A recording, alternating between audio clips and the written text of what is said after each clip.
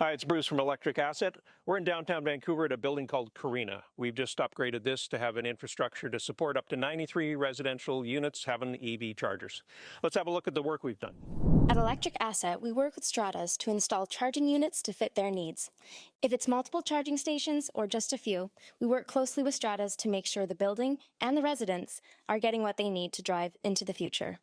With zero emissions target goals being set for the near future, making your building EV ready is a priority now, when you can also take advantage of the government incentives to make it more cost effective and enhance the value of the units in your building. So in most condo buildings, the typical installation consists of an EV charging station capable of outputting 32 continuous amps of power, which is 6.66 kilowatts. That'll produce around 50 kilometers of driving range per hour of charging.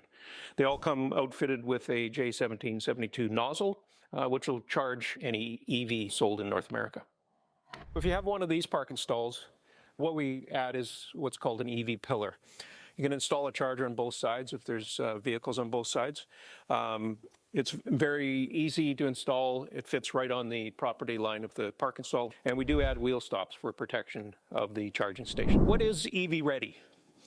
EV ready means to outfit a building to supply at least one EV charging station for each residential unit on the property.